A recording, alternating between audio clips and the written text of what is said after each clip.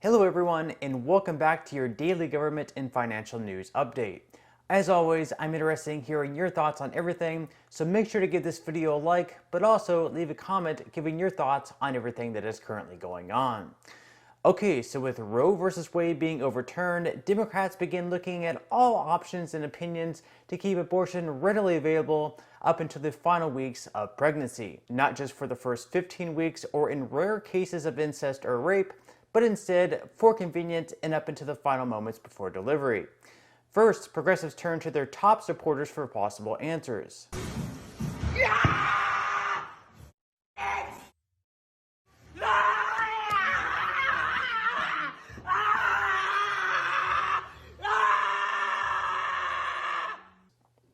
Well, we didn't get much of an answer, but she's reportedly actually being strongly considered by the Biden administration to create all policy in the United States.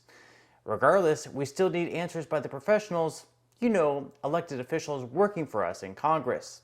So here we have the one, the only, Alexandria Ocasio-Cortez saying we should open abortion clinics on federal lands. I'll start with the babiest of the babiest of the baby steps.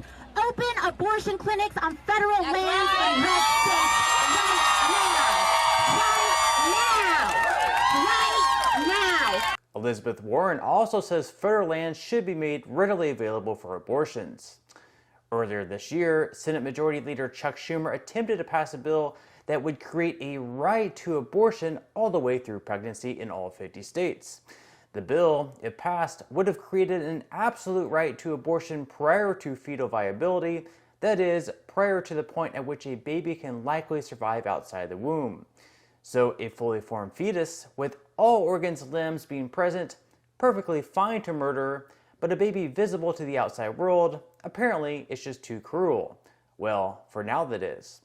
Now, if Senator Schumer and other Democrats had their way, this bill very well would have been passed. Now, with that said, abortion is definitely one of those delicate topics we should try to approach with compassion. I realize that a lot of women do go through unwanted pregnancies where they weren't expecting and perhaps they even were using some type of birth control that just didn't work for whatever reason. So we should definitely always approach that with grace and support for women who find themselves in these tough situations and try to find all possible solutions for them. Now, moving on to some other news where the Biden administration has delivered on something yet again, but as usual, not for the good. Last year, the White House tweeted out that the cost of a 4th of July barbecue is down by an average of 16 cents when compared to the previous year, saying that their grand economic plan was in fact working. This year, since we haven't yet received any updates, Senator Ted Cruz kindly provided us with one. And, well, now we can probably tell why we never received an updated tweet from the White House, as the cost of a 4th of July cookout in 2022 is up by $10.18. And now, being just a few days away from Independence Day, Americans say they're worried about affording the eventful day. We're less than a week away from America's birthday. On the celebration menu, we get together with the family and have a barbecue. Burgers and hot dogs. Corn on the cob. But shoppers, brace yourselves, because according to the American Farm Bureau Federation Market Survey, Americans will be spending on average around $70 for a 10-person July 4th menu, up 17% compared to last year. There's some shenanigans going on. Economists explain the shenanigans as inflation, the war in Ukraine, and a jump in farmers' expenses. The price of fuel, that's a big deal for farmers' businesses. We also have seen tripling in the price of fertilizer, the cost of labor, the cost of land. 2 pounds of ground beef is up 36%, and chicken breast up 33%. Fresh squeezed lemonade, you're looking at a 22% increase. Some ways to save: how about getting higher fat percentage ground beef, switching out chicken breast for thighs, or skipping the name brands for generic? Don't be so hung up on, it has to be what you're always used to using. At this point, we've got to cut corners. Some shoppers say they've had to downgrade the quality or switch up their menus altogether. I watch the prices, and if it's too much, it's not going to be on the 4th of July menu. Other than Americans being concerned about affording their 4th of July barbecues, many families are also already doing back to school and Christmas shopping amid worries that prices will surge even higher. It may be sweltering outside, but bargain shoppers already have their eyes on the holiday season, giving new meaning to Christmas in July. Have you ever shopped this early before? Never. Like never. I'm just kind of getting nervous. With budgets tightening thanks to rising interest rates, soaring food prices, and pain at the pump, the hunt for back-to-school deals, and yes, even the winter holidays, is kicking off a whole lot earlier this year. According to Salesforce, shoppers are changing their spending habits. 37% more are expected to start buying holiday gifts earlier this year because of inflation and before prices can go up again. The vast majority are planning to spend at least as much as last summer. Single mom Lauren Snowden says she just finished buying school supplies for her two sons, and now she's working on Christmas presents. Why is it so important for you to act now and get all this stuff done? It's important now because, number one, I don't know if if prices are going to go up. So I'm like, okay, if it's $80 now, well, it could be $120 by the time school starts.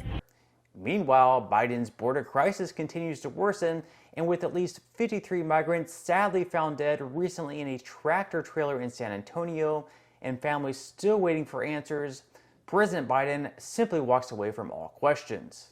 But thank you for your hospitality. It's unmatched.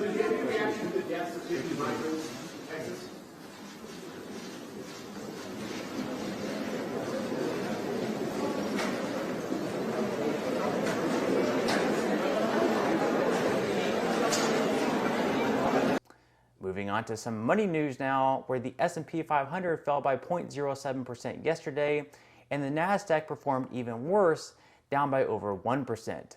Futures for today are also in the red, with the Dow Jones down by 1.17%, the S&P 500 down by 1.35%, and the NASDAQ down by 1.93%. So definitely not looking like it's going to be a good end of the week. And with the S&P 500 not performing this badly in the first 6 months of a year since 1970, investors begin to worry how much lower we can go.